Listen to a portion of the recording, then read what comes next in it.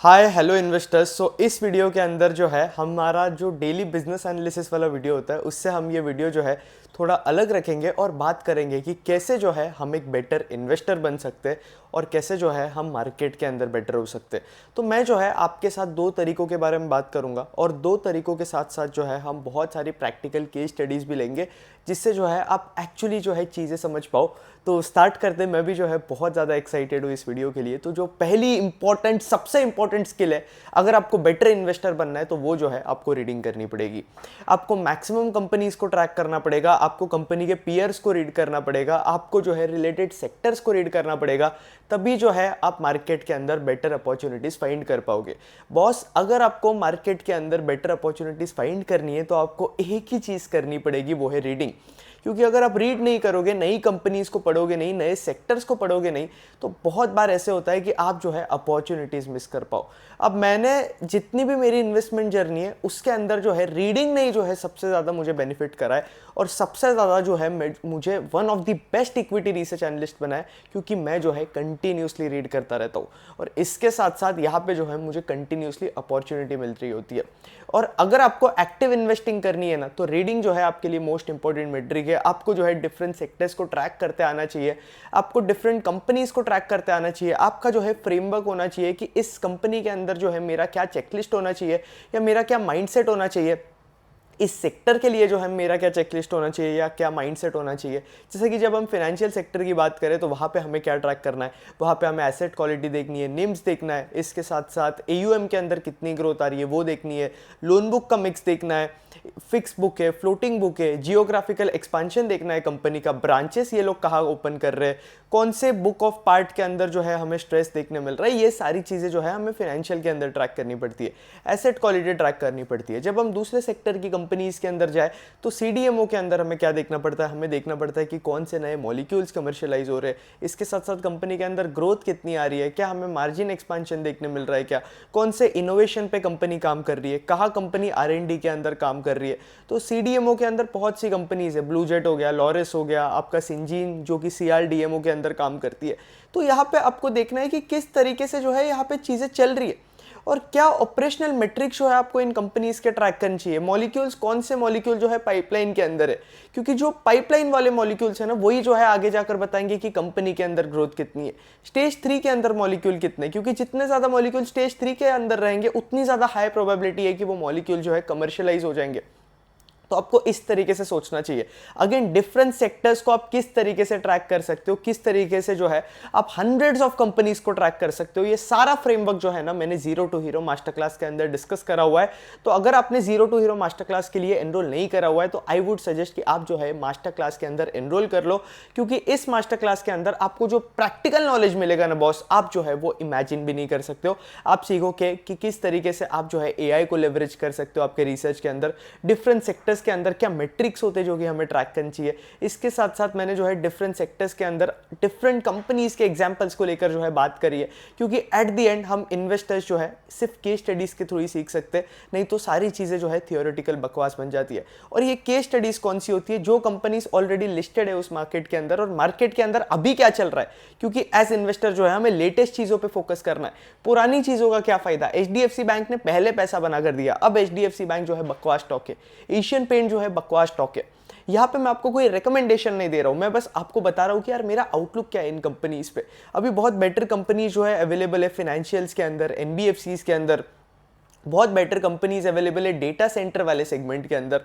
तो इसलिए अगर आपको एक अच्छा इन्वेस्टर बनना है ना, तो आपको जो है बॉस आपको जो है मास्टर क्लास के लिए एनरोल करना है। डायरेक्ट मास्टर क्लास के लिए एनरोल करो, पूरा 20 आवर्स का कंटेंट देखो और आपका जो लेवल ऑफ अंडरस्टैंडिंग चेंज होगा मार्केट के अंदर वो जो है आप इमेजिन भी नहीं कर सकते हो। आप खुद आके जो है मुझे थैंक यू बोलोगे कमेंट सेक्शन के अंदर, या फिर आप मुझे मास्टर क्लास देखने के बाद आपको कभी भी डाउट आता है तो आप जो है मुझे एक्स पे डीएम कर सकते हो। तो ये बन जाती है मास्टर क्लास की बात, लिंक नीचे डिस्क्रिप्शन में है। अगर आपको एक बेटर इन्वेस्टर बनना है, अगर आपको मार्केट के अंदर प्रैक्टिकल माइंडसेट लानी है तो आप एनरोल कर लोगे। अब इसके साथ साथ अगर मैं बात करूं तो देखो, रीडिंग से जो है मुझे भी बहुत अपॉर्चुनिटीज़ मिली है। जैसे कि जब मैं बात करूं तो जब मैं डेटा सेंटर की वैल्यू चेन को रीड कर रहा था ना, तब मुझे एक कंपनी मिली जो कि आपके गैस टरबाइंस के अंदर काम करती है। अब गैस टरबाइंस की जब मैं बात करूं तो आपके जो गैस टरबाइंस बनकर आते हैं ना, उनका जो वेटिंग पीरियड होता है ना वो बहुत ज़्यादा होता है। तो अभी करंटली अप टू 7 ईयर्स के आसपास जो है हमें गैस टरबाइंस का वेटिंग पीरियड देखने मिल रहा है। तो जब आपकी वेटिंग पीरियड इतना ज़्यादा है तब आपको एज इन्वेस्टर दिमाग लगाना पड़ेगा कि यहाँ पे क्या हो रहा है। यहाँ पे जो है इसका ये मतलब है कि गैस टर्बाइंस के लिए डिमांड बहुत ज़्यादा है, और ये गैस टर्बाइंस और ये आपके जनरेटर्स वगैरह जो है ना आपके डेटा सेंटर्स के अंदर यूज़ किए जाते हैं। तो डेटा सेंटर्स बिना ये सारी चीज़ों के जो है चल ही नहीं सकता है। इसके साथ साथ जब मैं डेटा सेंटर रीड कर रहा था तो मुझे एक चीज़ समझी कि एआई बूम के लिए आपको सबसे ज़्यादा नेसेसरी है डेटा सेंटर्स। डेटा सेंटर्स के लिए आपको पावर चाहिए, और पावर को ट्रांसमिट करने के लिए आपको कौन सी चीज़ों की ज़रूरत है, टीएनडी की ज़रूरत है। तो इसलिए अगर आप टीएनडी कंपनीज़ के नंबर्स देखोगे तो बहुत सी कंपनीज जो है ना बहुत सॉलिड और हाई नंबर्स रिपोर्ट कर रही है। बहुत ज़्यादा स्ट्रॉन्ग हमें कंपनीज़ के अंदर ग्रोथ रेट देखने मिल रही है, क्योंकि ग्रिड स्टेबलाइजेशन हमें देखने मिल रहा है। यूरोप के अंदर अगर आप देखोगे तो क्या हो गया था, ब्लैकआउट्स देखने मिले थे हमें 1-2 दिन। तो पोर्तुगल के अंदर पूरा ब्लैकआउट हमें देखने मिला ओवरऑल, क्योंकि चीज़ें रिन्यूएबल एनर्जी पे इतनी ज़्यादा डिपेंडेंट हो जाती है। तब क्या होता है कि गलती से भी आपकी फ्लक्चुएशन हमें देखने मिले एनर्जी के अंदर, तब जो है ब्लैकआउट हमें फेस करने मिलते हैं। तो ये कंपनीज बीईएसएस पे फोकस कर रही है, तो एक बीईएसएस भी बहुत बड़ा अपॉर्चुनिटी बनकर आ सकता है इन कमिंग ईयर्स। तो बीईएसएस के अंदर अगर आप देखोगे तो बहुत सी कंपनीज है। एक कंपनी जो है जो कि सोलार के अंदर काम कर रही है, बीईएसएस के अंदर काम कर रही है, वो भी जो है मुझे बहुत इंटरेस्टिंग लग रही है। वो भी जो है कंपनी करेंटली मेरे वॉच लिस्ट के अंदर है। इसके साथ साथ डेटा सेंटर के अंदर कुछ प्लेयर जो है ना आपके को लोकेशन के अंदर काम करते हैं। तो को लोकेशन मतलब कि वो जगह रेंट आउट करेंगे, डेटा सेंटर बनाएंगे और उसे जो है वो रेंट आउट कर देंगे, या फिर खुद की जगह रहेगी वहाँ पे डेटा सेंटर बनाएंगे और उस जगह को जो है रेंट आउट कर देंगे। तो ऐसे बिजनेसेस जो है हाई एबिटा मार्जिन कमा पाते हैं। तो यहाँ पे अगर आप वैल्यू चेन रीड करोगे तो डेटा सेंटर के अंदर आपको एक बहुत इंपॉर्टेंट चीज़ की ज़रूरत होती है, जो कि कूलिंग। अब आपके सर्वर्स अगर कंटिन्यूसली रन होगे तो गर्म होगे। अब सर्वर अगर हीट हो रहे, गर्म हो रहे, तो यहाँ पे आप देखोगे तो आपका अगर कूलिंग नहीं रहेगा तो सर्वर का परफॉर्मेंस जो है ना वो थ्रॉटल होने लगेगा। डेटा सेंटर की कैपेसिटी जो है वो थ्रॉटल होने लगेगी। रीजन ये बनकर आता है, और गलती से भी आप लोगों को पता ही है कि अगर एक भी डेटा सेंटर बंद हो गया तो ये जो बड़े बड़े हाइपर स्केलर्स है जैसे कि मेटा, गूगल, फेसबुक, इन कंपनीज को जो है बिलियंस ऑफ डॉलर्स का लॉस हो सकता है। तो इसलिए जो है आपको ये सारी चीज़ें जो है ना रीड कर ही समझेगी। अब पीजी इलेक्ट्रोप्लास्ट जो है इस कंपनी के अंदर मैं इन्वेस्टेड था, अब हूँ या नहीं वो मैं नहीं बताने वाला हूँ। तो यहाँ पे अगर आप देखोगे ये सारी चीज़ें जो है ना मैं अपकमिंग वर्कशॉप के अंदर डिस्कस करने वाला हूँ। तो हमारा अपकमिंग वर्कशॉप भी आ रहा है। इसके साथ साथ अगर आप zero to hero master class के अंदर एनरोल्ड हो तो आप लोगों को पता ही होगा कि मेरी पीजीएल के साथ क्या स्टोरी है और मैं कब जो है पीजीएल के अंदर इंटरेस्टेड होने वाला हूँ। तो पीजीएल के अंदर क्या हुआ था कि मैं जो है इस स्टॉक के अंदर इन्वेस्टेड था, और ये स्टॉक जो है ना लगभग मेरे लिए डबल के आसपास हो गया था। बट वहाँ पे अब मेरा जो फ्रेमवर्क है ना बड़ा सिंपल है। मुझे फर्क नहीं पड़ता है कि यार प्राइस मोमेंटम के अंदर क्या हो रहा है, मुझे जो है बिजनेस से फर्क पड़ता है। और ये प्रैक्टिकल चीज़ जो है मार्केट के अंदर यही चीज़ चलती है। नहीं तो अगर आप प्राइस के पीछे भागोगे ना तो आप जो है किसी भी कंपनी के अंदर जो है कभी स्टेबल नहीं रह पाओगे। तो आपका खुद का एक फ्रेमवर्क होना चाहिए जिसके थ्रू जो है आप डिसाइड करो कि यार मुझे इस कंपनी के अंदर इन्वेस्टेड रहना है या अपनी पोजीशन कट करनी है, क्या ये प्लेयर जो है मेरे पोर्टफोलियो के अंदर डिजर्व करता है क्या। क्योंकि एट द एंड मार्केट के अंदर आपको बॉटम्स अप अपॉर्चुनिटी ढूंढनी पड़ेगी। बॉटम्स अप मतलब कंपनी लेवल पे, क्योंकि अभी अगर आप देखोगे तो ओवरऑल मार्केट के अंदर क्या चल रहा है, निफ्टी की जो कंपनीज है ना वहाँ पे जो अर्निंग्स ग्रोथ वाला फैक्टर है ना वो हमें नहीं देखने मिल रहा है। तो अगर आप Q1 के अंदर देखोगे इतनी ज़्यादा स्ट्रॉन्ग ग्रोथ नहीं थी। Q2 के अंदर अगर आप देखोगे तो रिजल्ट जो है थोड़े सबड्यूड ही होने वाले। Q3 Q4 के अंदर निफ्टी वाली जो कंपनीज है ना वहाँ पे चीज़ें बेटर होगी। तो हाई चांसेस है कि Q3 Q4 के अंदर जो है ना हमें इंडिया के अंदर जो FIIs है ना वो वापस आते हुए देखने मिले। बट अगर आप देखोगे तो इस टाइम पे भी जो है बहुत सारी कंपनीज थी जो कि मल्टीबैगर बनी, जिनके स्टॉक ऑल टाइम हाई मार रहे थे। अब रीज़न ये बनकर आता है इस रीज़न का, क्योंकि देखो अगर आप देखोगे तो बिजनेस पे अगर आप बॉटम्स अप रीड करोगे तो बहुत से बिजनेस है जहां हमें अर्निंग्स ग्रोथ ट्रिगर देखने मिल रहे हैं। जो बहुत सी कंपनीज है, सीडीएमओ के अंदर भी बहुत सी कंपनीज है जो कि केपेक्स कर रही है, जिनके मॉलिक्यूल्स बहुत अच्छे चल रहे हैं। GLP-1 मेगा ट्रेंड के अंदर भी जो है हमें बहुत सी कंपनीज देखने मिल रही है। डेयरी सेक्टर के अंदर कुछ कंपनीज इंटरेस्टिंग हमें देखने मिल सकती है। गवर्नमेंट ने ऑटो कट्स करे हुए, तो ऑटो कट्स अगर आप देखोगे तो आपके जो बड़े बड़े OEMs है उनका परफॉर्मेंस इतना अच्छा नहीं है। लेकिन अगर आप बॉटम्स डाउन ऑटो एंसिलरीज को स्टडी करोगे तो आपको उनका परफॉर्मेंस बेटर देखने मिलेगा, क्योंकि वहां पे प्रीमियमाइजेशन प्ले आउट कर रहा है। ये मुझे कैसे पता है, ये आपको एज इन्वेस्टर कैसे पता चल सकता है। पहली चीज आपको मास्टर क्लास के अंदर एनरोल करना है और चीजें समझनी है सारी zero to hero master class के अंदर कि किस तरीके से जो है आप कॉन कॉल को डिकोड कर सकते हो मेरी लेवल की तरीके से, किस तरीके से आप मार्केट के अंदर जो है मेगा ट्रेंड्स को फाइंड कर सकते हो कॉन कॉल पढ़कर। ये सारी चीजें जो है ना मैंने जीरो टू हीरो के अंदर सिखाई हुई है। और आपको जो है जीरो टू हीरो देखने के बाद रीडिंग बहुत अच्छे से करनी पड़ेगी, कंपनीज को ट्रैक करना पड़ेगा। और जब आप रीड करोगे, कॉन कॉल्स रीड करोगे, रिसर्च रिपोर्ट्स रीड करोगे, तब जो है आपको आइडिया लगेगा कि मार्केट के अंदर जो है ना हमें क्या अपॉर्चुनिटीज देखने मिल रही है। जैसे कि मैं आपको एक अपना एग्जांपल देता हूँ, तो मैं जो है आपके केमिकल सेक्टर को रीड कर रहा था। अब केमिकल सेक्टर को मैं रीड कर रहा था तो वहाँ पे जो है मुझे एक बहुत इंटरेस्टिंग अपॉर्चुनिटी मिली आपके स्पेशलिटी केमिकल सेक्टर के अंदर। स्पेशलिटी केमिकल को जब मैंने रीड करना स्टार्ट किया मुझे अरोमा केमिकल्स के अंदर अपॉर्चुनिटी मिली, और 2 से 3 कंपनीज है जो कि मुझे अरोमा केमिकल्स के अंदर जो है इंटरेस्टिंग लग गई। अब जब आप अरोमा केमिकल्स की बात करोगे ना तो ये इंडस्ट्री जो है ना एकदम कंसोलिडेटेड इंडस्ट्री है। अब मैं आयुष मर्दा रिसर्च डेस्क वाला जो अपना चैनल है ना उस पर मैं ऑलरेडी एक वीडियो कवर कर चुका हूँ अरोमा केमिकल्स पे, तो वहाँ पे मैंने जो मेन प्लेयर्स है वो भी कवर करे हुए। तो वहाँ पे अगर आप देखोगे तो अरोमा केमिकल जो है कंसोलिडेटेड इंडस्ट्री है। वर्ल्ड के अंदर बहुत कम प्लेयर्स है ना जो कि आपके फ्लेवर्स और फ्रेग्रेंसेस के अंदर काम करते हैं, और यहाँ पे आपका जो सप्लायर है ना वो आपको इमीडिएट रिप्लेस नहीं कर सकता है। तो ये भी मुझे अरोमा इंडस्ट्री के बारे में बहुत इंटरेस्टिंग लगा। और यहाँ पे जब मैंने डीप डाउन जाके देखा तो एक प्लेयर है जो कि बहुत बड़ा केपेक्स कर रहा है, बैकवर्ड इंटीग्रेट कर रहा है, वैल्यू एडेड प्रोडक्ट्स जो है हमें वो ऐड करता हुआ देखने मिलेगा, जिसकी वजह से मार्जिन हमें इंक्रीज होते हुए देखने मिलेंगे। अब मैं उसके वैल्यूएशन पे कोई कमेंट नहीं करना चाहता हूँ, वैल्यूएशन वगैरह किस तरीके से करते हैं मैं डिटेल के अंदर जो है जीरो टू हीरो के अंदर सिखाया हुआ है। हमें जो है डील बेसिस पे जो है वैल्यूएशन देखनी पड़ती है और हर क्वार्टर के अंदर जो है आपको वैल्यूएशन करनी पड़ेगी। यही जो है बेटर होगा। अगर आप हर क्वार्टर के अंदर वैल्यूएशन नहीं करोगे तो बहुत बार जो है सिनेरियो भी चेंज हो जाता है, जो कि हमें आरएसी कंपनीज के अंदर देखने मिला। तो आरएसी कंपनी के अंदर क्या हुआ कि Q4 तक तो चीज़ें बहुत अच्छी चल रही थी, Q3 FY25 तक। फिर Q4 के अंदर अगर आप देखोगे तो समर जो है थोड़े सबड्यूड हो गए। इन कंपनीज की मैक्सिमम सेल जो है ना वो समर्स के अंदर ही होती है, Q1 के अंदर होती है। तो कंपनी के मैनेजमेंट ने आकर गाइडेंस रिड्यूस कर दिया। ब्लू स्टार वाले ने बोला कि भाई चीज़ें जो है स्लो डाउन होने वाली है। वोल्टास वाला जो मैनेजमेंट आया उन्होंने भी अपने कॉन कॉल के अंदर बताया कि आपकी आरएसी इंडस्ट्री जो है FY26 के अंदर डिग्रो करने वाली है, मतलब जो ग्रोथ रेट है वो स्लो डाउन होने वाली है। और अगर आप FY25 के अंदर देखोगे तो ऑलरेडी इन कंपनीज का बेस इतना बड़ा था, तो इस रीज़न की वजह से जो है मैंने उस टाइम पे पीजी इलेक्ट्रोप्लास्ट को एग्जिट करा था। अब आपको कोई रिकमेंडेशन नहीं दे रहा हूँ, none of this is buy और सेल रिकमेंडेशन, बट आपको ये चीज़ ध्यान रखनी है कि अगर मैं ब्लू स्टार को ट्रैक नहीं करता, अगर मैं वोल्टास को ट्रैक नहीं करता, तो क्या मैं कभी पीजी इलेक्ट्रोप्लास्ट वाली अपॉर्चुनिटी को देख पाता क्या। अब यहाँ पे मैं एक और एग्जांपल देता हूँ। म्यूजिक इंडस्ट्री के अंदर मुझे बहुत इंटरेस्टिंग अपॉर्चुनिटी लग रही है, लेकिन अभी टिप्स ने जो है अपना गाइडेंस रिड्यूस किया था Q1 के अंदर। पहले वो लोग 30% पैड ग्रोथ का गाइड कर रहे थे, अब ये लोग 20% पैड ग्रोथ के लिए गाइड कर रहे हैं। और इस रीजन की वजह से अगर आप देखोगे तो स्टॉक जो है ना 36-40% के आसपास जो है करेक्ट हो चुका है। अब मुझे पहले से ही पता था कि टिप्स का मैनेजमेंट जो है ना गाइडेंस रिड्यूस करने वाला है अपना।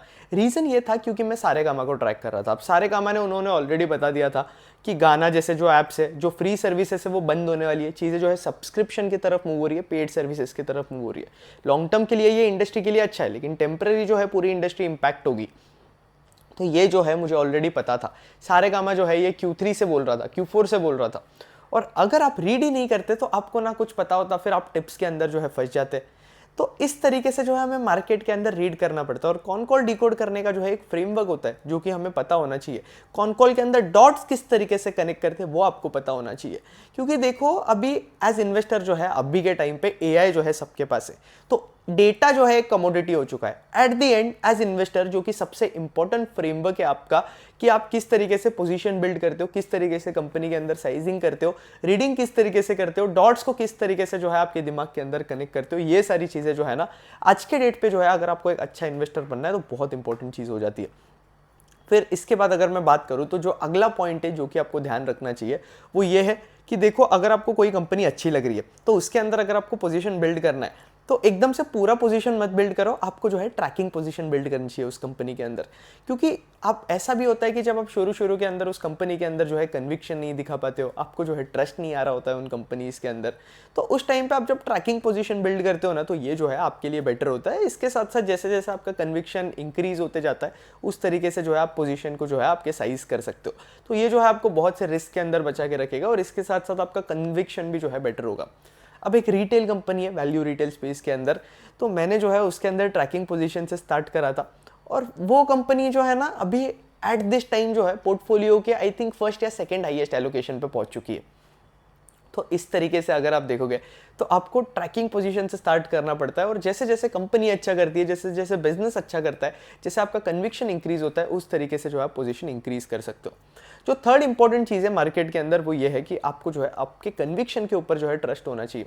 अब जैसे कि मेरे पोर्टफोलियो के अंदर एक CDMO वाली कंपनी है। अब ये CDMO वाली कंपनी जो है ना GLP-1 के साथ GLP-1 वाले जो मॉलिक्यूल है ना उनसे जो है रिलेटेड है, और इसके साथ साथ यह अगर आप देखोगे तो ये आपके एक मॉलिक्यूल के अंदर काम करते हैं, ये आपके एक सेगमेंट के अंदर काम करते हैं जिसे हम बोलते हैं सेमाग्लूटाइड। अब सेमीग्लूटाइड की जो डिमांड है ना हमें बहुत ज़्यादा इंक्रीज होते हुए देखने मिली। इसके रीज़न की वजह से जो है ये कंपनीज बहुत स्ट्रॉन्ग नंबर्स रिपोर्ट कर रही थी। लेकिन फिर क्या हुआ कि Q1 के अंदर अब देखो, आप CDMO बिजनेस ट्रैक कर रहे हो ना, तो CDMO बिजनेस जो है लंपी बिजनेसेस होते हैं। कई साल आपको ग्रोथ दिखती है, फिर ग्रोथ चल जाती है, ग्रोथ दिखती है, ग्रोथ चल जाती है। आप यहाँ पे QOQ बेसिस पे कंपैरिजन कर ही नहीं सकते। तो Q1 के अंदर जो है इस कंपनी के रिजल्ट खराब आए, स्टॉक के अंदर हमें जो है 20-25% का डिप देखने मिला। अब यहाँ पे जो है बहुत से इन्वेस्टर्स पैनिक हो गए। मुझे बहुत सारे क्वेश्चंस आ रहे थे मास्टर क्लास स्टूडेंट्स के कि भाई क्या हो गया ब्लूजेट के साथ ब्लूजेट के साथ क्या हो रहा है, ये हो रहा है, वो हो रहा है। तो वहाँ पे अगर आप देखोगे, अगेन मैं आपको बता रहा हूँ, ये कोई बाय और सेल रिकमेंडेशन नहीं है, आपको ये चीज़ ध्यान रखनी पड़ेगी। कुछ भी बाय और सेल रिकमेंडेशन नहीं है। अब मैंने नाम तो डिस्क्लोज करा है, लेकिन आप लोगों को जो है ये चीज़ ध्यान रखना। यहाँ पे जो है अगेन, मुझे कब स्टॉक इंटरेस्टिंग नहीं लगने लगेगा, कब मेरे लिए चीज़ें चेंज होगी, आपको नहीं समझेगा। तो अगर आपको जेन्युइनली सीखना है ना, तो zero to hero master class का लिंक नीचे डिस्क्रिप्शन में दिया हुआ है। आप जो है नीचे डिस्क्रिप्शन से जो है डायरेक्ट एनरोल कर सकते हो। इसके साथ साथ मैं एक और नया वर्कशॉप भी करने वाला हूँ, लाइव वर्कशॉप होने वाला है पोर्टफोलियो एनालिसिस का। लेकिन जीरो टू हीरो के अंदर जो कंटेंट होगा और पोर्टफोलियो एनालिसिस वाले जो वर्कशॉप के अंदर कंटेंट होगा वो कंप्लीटली डिफरेंट होगा। तो यहाँ पे अगर हम बात करें, तो अभी मैं बताऊँ तो कहाँ बात कर रहे थे हम, हाँ, कंपनी के बारे में। तो यहाँ पे अगर आप देखोगे तो इनके मार्जिन जो है हमें फॉलो होते हुए देखने मिले। अब मुझे पता था कि देखो CDMO कंपनी है, क्वार्टर ऑन क्वार्टर बेसिस पे मार्जिन आप नहीं देख सकते हो इन कंपनीज के, और इन्वेंट्री एडजस्टमेंट की वजह से जो है हमें इनके मार्जिन के अंदर जो है फॉल देखने मिला था। अब समझो अगर मेरा उस कंपनी के अंदर कन्विक्शन है, मैं उसका बिजनेस मॉडल समझता हूँ, तो ये 20-30% के फॉल से जो है मुझे कोई फर्क नहीं पड़ता है। तो आपको ये चीज़ ध्यान रखनी पड़ेगी। बहुत से लोग क्या करते हैं, एकदम से कंफ्यूज हो जाते हैं, उनके रिसर्च के ऊपर उनका कन्विक्शन नहीं होता है क्योंकि प्राइसेस चेंज होते हैं। तो आपको ये QOQ वाली जो इन्वेस्टिंग है ना वो कम करनी चाहिए। आई नो क्वार्टरली आपको रिबैलेंसिंग करना चाहिए, वो बहुत अच्छी बात है। आपको कंपनीज के अपडेट्स वगैरह ट्रैक करनी चाहिए, रीडिंग बहुत सारी करनी चाहिए, आई नो। लेकिन एकदम से आपका जो है कंपनीज के ऊपर होराइजन भी होनी चाहिए। जैसे कि कुछ IT कंपनीज है जो कि, अगेन मैं आपको एक एग्जांपल देता हूँ, तो AI के अंदर एक कंपनी काम करती है, तो वो कंपनी के अंदर हमें सॉलिड करेक्शन देखने मिला। एक हिंट दूं तो उस कंपनी ने जो है ना अभी अभी एक्विजिशन करा हुआ है, रेडगेन नाम है उस कंपनी का, ज़्यादा कंफ्यूज मत होना। तो यहाँ पे अगर आप देखोगे तो ऐसी जो कंपनीज होती है ना, यहाँ पे आपको 2-3 ईयर्स का होराइजन रखना पड़ता है, क्योंकि अगेन इनके रेवेन्यू जो है थोड़े लंपी साइड पे होते हैं। अब E2E नेटवर्क जैसी कंपनीज आ जाती है, वहाँ पे भी जो है आपको 2-3 ईयर्स का होराइजन रखना पड़ता है, क्योंकि रेवेन्यूज लंपी होते हैं। कई बार ट्रेनिंग लोड से रेवेन्यूज आते हैं, कई बार ट्रेनिंग लोड्स के अंदर जो है हमें स्लो डाउन देखने मिलता है, तो रेवेन्यू ग्रोथ थोड़ी रिड्यूस हो जाएगी। तो आपको आपके होल्डिंग पे जो है कन्विक्शन रखना चाहिए भी, और आप कोई भी रिसर्च कर रहे हो आपको उस पर कन्विक्शन होना चाहिए। ऐसा नहीं है कि यार प्राइस चेंज हो रहा है आपका कन्विक्शन भी चेंज हो रहा है। ये अगर आप बंद कर दोगे तो आप जो है ऑटोमेटिकली एक बेटर इन्वेस्टर बन सकते हो। इसके साथ साथ अगेन अगर मैं बात करूं तो जो फाइनल चीज़ है ना वो ये है कि आपको जो है एक गुड सेलर होना चाहिए, जिसके लिए अगेन आपको जो है फ्रेमवर्क फॉलो करना है। और अगर आपके फ्रेमवर्क के अंदर जो आप बाइंग के लिए यूज़ करते हो वही फ्रेमवर्क के अंदर अगर आप देखोगे तो चीज़ें अपोजिट डायरेक्शन के अंदर चल रही है। जैसे कि कंपनी के अंदर ग्रोथ स्लो डाउन होते हुए हमें देखने मिल रही है। केपेक्स मैनेजमेंट बोल रहा है हम करेंगे करेंगे, लेकिन कर ही नहीं रहा है कोई मैनेजमेंट केपेक्स। इसके साथ साथ अगर आप देखोगे तो मैनेजमेंट ये बता रहा है कि मार्जिन के अंदर हमें फॉल होते हुए देखने मिलेगा, क्योंकि वो लोग डिस्काउंटिंग कर रहे हैं। तो वहाँ पे अगेन अगर आप देखोगे तो ये जो है ना कुछ नेगेटिव साइंस होते हैं मेरे लिए, जब मैं कंसिडर करता हूँ कि यार इस कंपनी के अंदर जो है पोजीशन कट करूँ। क्योंकि मेरे लिए सबसे इंपॉर्टेंट चीज़ होती है EPS ग्रोथ। अगर EPS ग्रोथ ही नहीं आ रही है कंपनी में, तो मैं जो है उस कंपनी के साथ रहना भी जो है थोड़ा कम पसंद करता हूँ, क्योंकि एट द एंड में मार्केट के अंदर जो है ना ग्रोथ के लिए आता हूँ बॉस। तो आपको ये चीज़ जो है ध्यान रखनी पड़ेगी। इसके साथ साथ अगेन मैं अगर आपको एग्जाम्पल दूँ तो कॉन कॉल से जो है आपको चीज़ें पिक करती आनी चाहिए, और कॉन कॉल से आप किस तरीके से कॉन कॉल डिकोड कर सकते हो, मेगा ट्रेंड्स फाइंड कर सकते हो, ये बहुत डिटेल के अंदर मैंने मास्टर क्लास के अंदर डिस्कस करा हुआ है, zero to hero master class के अंदर। तो उसका लिंक मैंने नीचे डिस्क्रिप्शन के अंदर दिया हुआ है, कमेंट सेक्शन के अंदर भी दिया हुआ है, तो आप लोग जो है डायरेक्ट वहाँ से एनरोल कर सकते हो।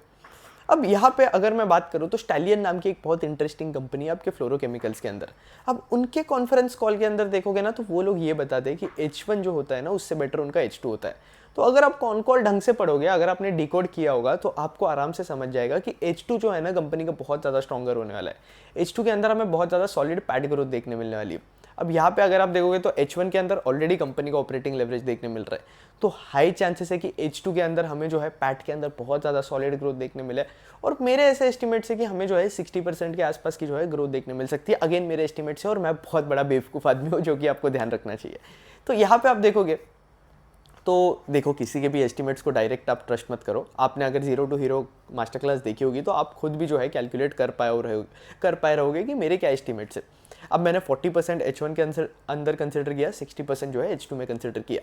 तो वहाँ पे भी मैनेजमेंट बता रहा है कि यहाँ पे जो है हमें पैड ग्रोथ देखने मिलेगी। तो लोग जो है स्टैलियन के अंदर वैल्यूएशन पे फोकस कर रहे हैं। लेकिन अगर आप देखोगे तो बिजनेस को ऐसा ही और 2-3 क्वार्टर ऑपरेटिंग लेवरेज मिला ना, तो इसका वैल्यूएशन जो है ना फॉरवर्ड बेसिस पे वो और ज़्यादा चीपर हो जाएगा। एक कंपनी है, मैं आपको बताता हूँ, पोर्टफोलियो के अंदर ही कंपनी है, तो वो TND स्पेस के अंदर काम करती है, EPC कंपनी है। उस कंपनी के अंदर जो है ना, मैं आपको बोलता हूँ, वो स्टॉक वहाँ पे हमें मुझे 30% फॉल देखने मिला फॉर नो रीज़न। कंपनी ने कोई अपडेट्स नहीं रिपोर्ट करे थे, जब मार्केट के अंदर फॉल देखने मिल रहा था तो वो स्टॉक जो है 30% से नीचे चले गया, और वो ड्रॉडाउन से जो है स्टॉक आज के डेट पे 70% ऊपर है। मैं आपको ये बता रहा हूँ कि मार्केट के अंदर वॉलेटिलिटी होती है, आपको आपके रिसर्च के ऊपर जो है कन्विक्शन रखना पड़ेगा, नहीं तो फिर जो है आपके पास कोई ऑप्शन नहीं है। अगेन अगर आप देखोगे तो अगर आप शिलचार के कॉन कॉल पढ़ोगे, शिलचार का इन्वेस्टर्स प्रेजेंटेशन पढ़ोगे, तो अब शिलचार की नई कैपेसिटी आ रही है। वो कैपेसिटी हमें 2027 के आसपास देखने मिलेगी या 2026 के एंड पे देखने मिलेगी। इसका ये मतलब है कि शिलचार के अंदर Q3 Q4 के अंदर जो है हमें इतनी ज़्यादा ग्रोथ ना देखने मिले जो कि हमें अभी देखने मिल रही है। तो हाई चांसेस है कि शिलचार की जो सेल्स ग्रोथ है ना, वो जो है हमें रिड्यूस होते हुए देखने मिले। तो ये सारी चीज़ें जो है ना आपको कॉन कॉल से डिकोड करती आनी चाहिए। और आपको जब लग रहा है कि यार आप जो कंपनी के अंदर इन्वेस्टेड हो वहाँ पे आपको लग रहा है कि चीज़ें बुरी जा रही है, तब उस टाइम पे जो है पोजीशन कट करना जो है सबसे अच्छी बात है। क्योंकि मार्केट के अंदर आपको पोजीशन कट करने पे ज़्यादा फोकस करना चाहिए, क्योंकि एट द एंड बॉस हमारा जो कैपिटल है ना वो लिमिटेड है। ये चीज़ आपको ध्यान रखना पड़ेगा। अब जैसे कि मैं आपको एक एग्जांपल दूं तो V2 रिटेल के साथ क्या हुआ था, अब not a buy sell recommendation, V2 retail के साथ क्या हुआ था कि इनके CEO ने रिजाइन किया था। अब इनके CEO ने रिजाइन किया तो एकदम से नेगेटिव न्यूज़ आने लगी। अब यहाँ पे अगर आप देखते हो तो एक और एक एग्जाम्पल देता हूँ, रिसेंट वाला एग्जाम्पल है, SG फिनसर्व के साथ हमें देखने मिल रहा है। CEO, CFO और आपका ऑडिटर, तीनों ने रिजाइन मार दिया। अब यहाँ पे अगर आप देखोगे तो अगर मैं इसके अंदर इन्वेस्टेड होता, अब मैं इन्वेस्टेड हूँ नहीं हूँ ये मैं नहीं बताने वाला हूँ, लेकिन अगर मैं इन्वेस्टेड होता इसके अंदर तो मैं क्या करता SG फिनसर्व के अंदर, पता है, again not a buy sell recommendation, मैं क्या करता, मैं इस स्टॉक के अंदर जो है पोजीशन सीधा कट ऑफ कर देता।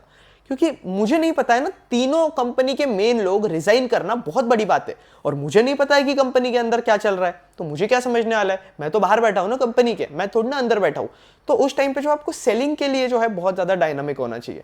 तो ये कुछ एग्जांपल्स थे जो कि मैंने डिस्कस करे, होपफुली आपको चीजें समझी होगी। अगर आप ये चीजें फॉलो करोगे ना आपके मार्केट के जर्नी के अंदर, तो ऑटोमेटिकली अगर आप देखोगे तो आपके लिए जो है चीज़ें बेटर होती जाएगी और आप जो है एक बेटर इन्वेस्टर बन पाओगे।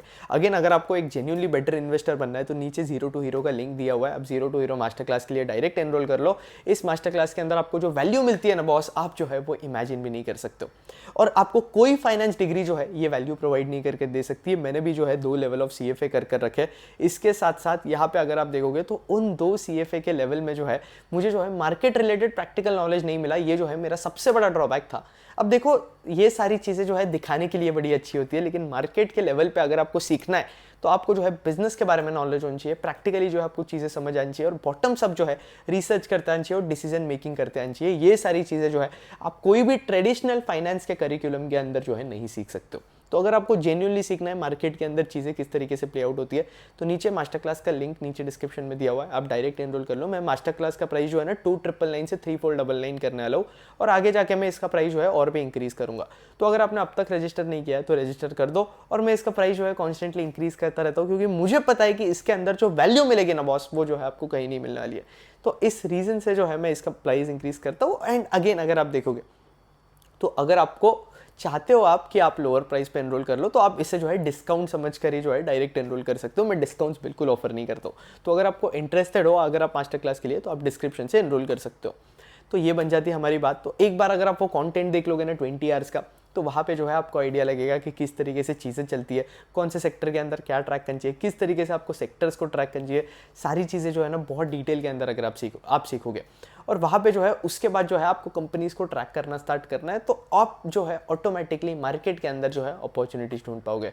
होपफुली ये वीडियो पसंद आया होगा। वीडियो पसंद आए तो लाइक करना। आपके क्या ओपिनियन है कमेंट सेक्शन के अंदर मुझे आकर बताना कि ये वीडियो जो है आपको कैसा लगा। कमेंट सेक्शन के अंदर आकर मुझे बताओ। वीडियो पसंद आया लाइक करो, इस वीडियो को जो है मैक्सिमम लोगों से शेयर करो, ताकि उन्हें भी जो है आइडिया लगे कि वो जो है एक बेटर इन्वेस्टर कैसे बन सकते हैं। और एक अपकमिंग वीडियो आने वाला है जहाँ पे जो है मैं अपने मोस्ट प्रॉफिटेबल स्टॉक शेयर करने वाला हूँ इस साल के जो है वो भी मैं एक वीडियो बना रहा हूँ, उस वीडियो पे भी मैं काम कर रहा हूँ, तो वो भी वीडियो जल्दी आने वाला है। तो अगर आपने चैनल को अब तक सब्सक्राइब नहीं किया है तो मार्केट्स विद आयुष मर्दा और आयुष मर्दा रिसर्च डेस्क दोनों चैनल को जो है सब्सक्राइब कर रखो।